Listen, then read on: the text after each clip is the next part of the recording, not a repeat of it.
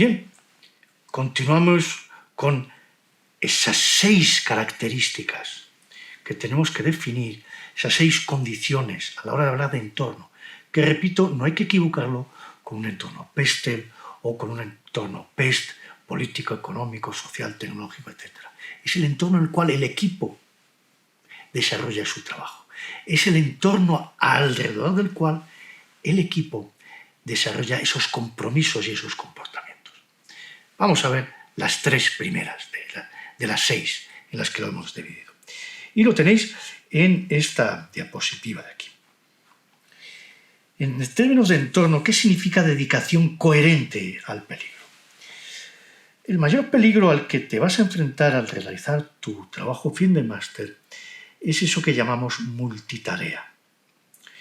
No solo ocurre que el día a día personal y laboral impone tareas y trabajos que rompen el ritmo, sino que no tener esta realidad presente impide desde el primer momento tanto planificar como hacer entender a aquellos que deciden cómo disponer de nuestro tiempo el error que esto supone, no solo para garantizar que yo puedo hacer un trabajo fin de máster y hacerlo bien, sino también aquellas otras prioridades que han surgido de una manera espontánea y que en realidad no son prioridades.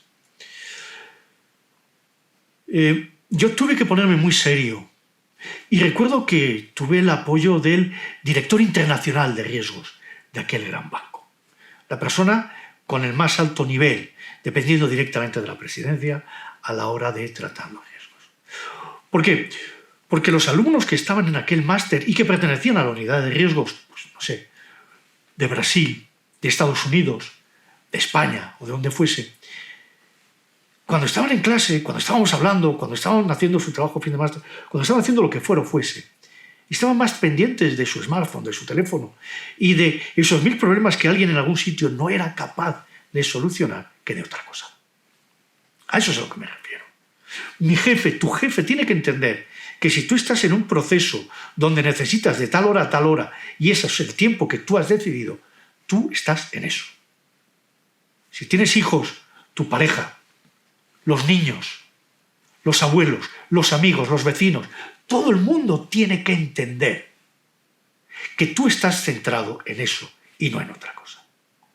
Pero hay más características cuando hablamos del entorno que rodea al equipo. En este caso, el presupuesto, y más en concreto, el presupuesto en términos de tiempo y de recursos. Aquí no hablamos de dinero, aunque sabéis que todo es siempre perfectamente cuantificable en términos monetarios, utilizando una u otra medida. Presupuestar en términos de tiempo no es escribir en una agenda citas, reuniones y tareas. Todo lo contrario.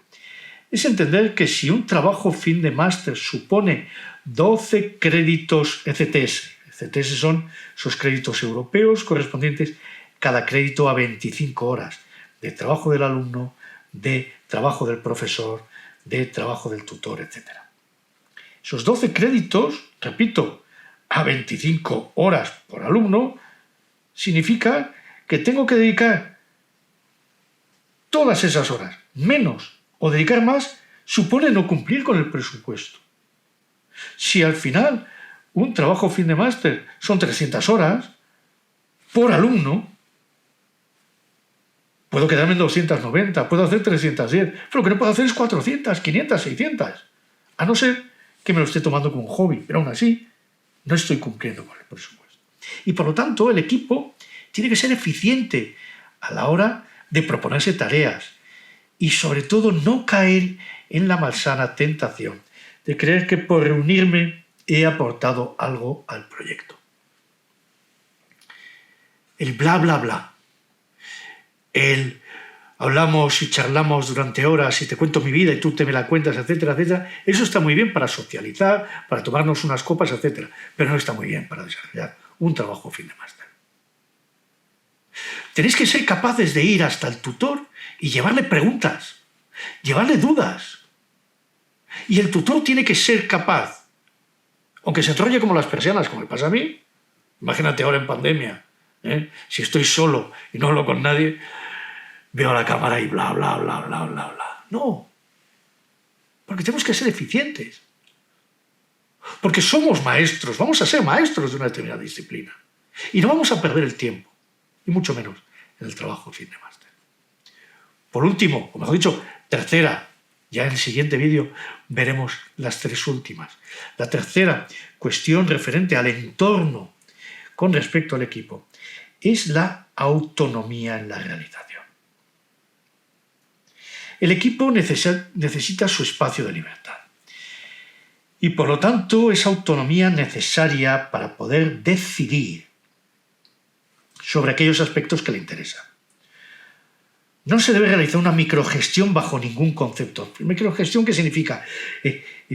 Que quien me está tutorizando está a la última falta de ortografía, échamelo más a la izquierda, échamelo más a la derecha, pónmelo más en blanco, pónmelo más en negro. No. Cuando algún asunto se va con retraso, el equipo al completo tiene que cuantificar si ha existido un error en la programación o, por el contrario, determinadas tareas solamente servían para crear ruido y basura. Es el equipo el que se autogestiona. No puede haber un líder de un equipo. Habrá un representante. No te digo que no. Habrá un portavoz, pero no hay un líder. Un equipo de trabajo en innovación, en emprendimiento, utilizando el modelo del lienzo del modelo de negocio, utilizando la herramienta o la metodología Lean Startup. No tiene líderes, no tiene jefes, tiene miembros. Y uno de esos miembros, en un momento dado u otro, puede ejercer de portavoz, pero no de líder. Si en vuestro equipo tenéis ya un líder o una lideresa, vais mal. Vais mal si seguimos esta metodología. No quiero pasar de la felicidad absoluta a la tristeza y a la seriedad más absoluta. Vamos a hacer una pequeña pausa y continuamos con las tres últimas preguntas, características del entorno en el que ha de moverse el equipo en el siguiente vídeo. Hasta ahora mismo.